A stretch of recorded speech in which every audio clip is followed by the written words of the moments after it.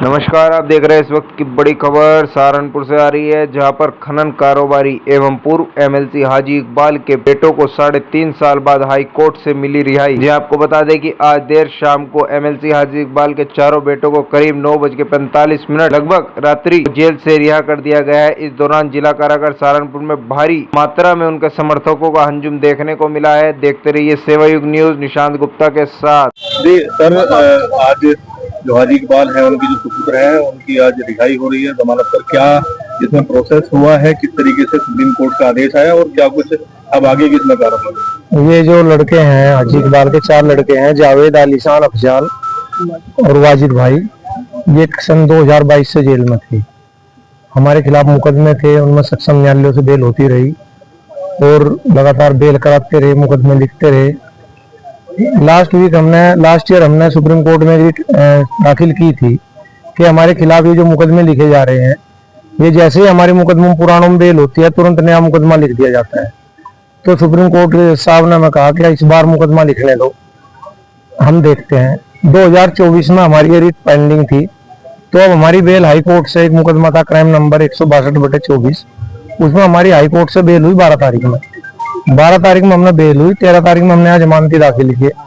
तो जैसे ही जमानती हमारे तस्दीक होने के लिए गए तो तुरंत ही हमारे खिलाफ एक नया मुकदमा क्राइम नंबर 141/25 थाना मिर्जापुर पर कायम कर दिया गया।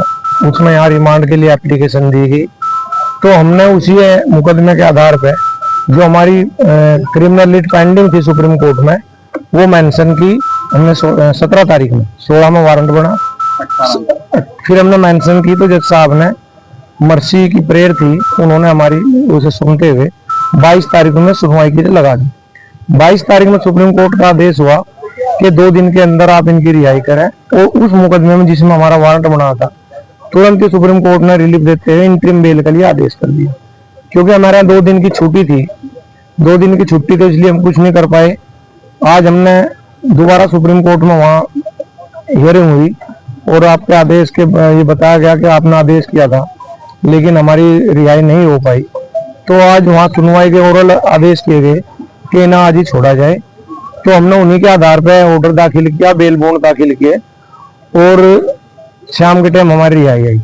बल्कि यह है कि आज प्रशासन का बड़ा सहयोग रहा और उन्होंने जितना भी हमें कोऑपरेट कर सकते प्रशासन ने कोऑपरेट किया। वकील साहब, एमडी साहब जो है चित्रकूट जेल में है, उनके लिए क्या प्रोसेस हुआ है? क्या उनकी भी रिहाई आज ही हुई है? एमडी साहब को एक मुकदमे में कन्विक्शन हो गया था जिसमें इन बच्चों की तो बेल हो गई, उनकी बेल पेंडिंग है। एक बेल में उनका ऑर्डर रिजर्व रखा हुआ है, तो इसलिए उनकी रिहाई तो नहीं हो पाएगी, लेकिन चारों बच्चों की आज रिहाई हो जाएगी। हाजी इकबाल आउट ऑफ कंट्री है, उनके लिए क्या रिलीफ हुआ है? हाजी इकबाल जी के लिए सुप्रीम कोर्ट ने क्राइम नंबर 286 में आदेश पारित किया था कि उनके खिलाफ कोई दंडात्मक कार्रवाई ना किया जाए, क्योंकि इंडिया से बाहर है और उनका पासपोर्ट भी रद्द कर रखा है सरकार द्वारा, तो इसलिए हिंदुस्तान में आ नहीं सकते।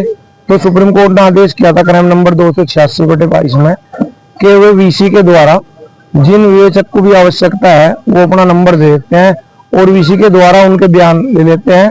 क्योंकि हमारे कई मामले हाई कोर्ट में भी सारा दिन थे, उन सब में भी यही आदेश है कि जब वो इंडिया से बाहर है, उनका पासपोर्ट रद्द है, तो वे वापिस तो आ नहीं सकते। तो वकील साहब, क्या मानते हैं 2021 का ये प्रकरण था जिसमें अभी मुकदमा दर्ज हुआ 13 तारीख को, कहीं ना कहीं कोई षड्यंत्र के तहत ये कार्रवाई की जा रही थी? और अब क्या देखो, किस तरीके से आगे? षड्यंत्र तो नहीं कह सकते, क्योंकि ये जो आदमी है, जिस आदमी ने मुकदमा लिखवाया था, उसके पिताजी ने ये जमीन जो बेची थी, ये सन 1991 में जमीन बेची थी उन्होंने दयाराम में, और दयाराम ने जमीन बेची थी 1991 में। और फिर 1991 में जिस आदमी को बेची थी उसने 8 साल के बाद ही जमीन मोहम्मद इकबाल को बेची।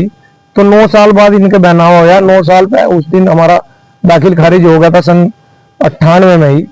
तो 35 साल के बाद उसी घटना को लेकर मुकदमा लिखवाया। 35 साल के बाद, 35 साल की घटना के बाद ये मुकदमा लिखवाया गया। तो इस तरह का कोई मामला नहीं था, लेकिन पता नहीं किस वजह से मुकदमा लिखवा दिया गया, नहीं तो कोई मतलब वास्ता किसी प्रकार का नहीं था। और 35 साल पहले ये घटना दिखाया गया, मुकदमा लिखवाया था, तो ऐसा कोई मामला नहीं है।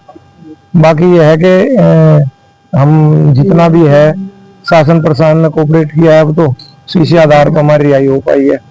बाकी हमारा कोई मतलब वास्ता किसी प्रकार का नहीं।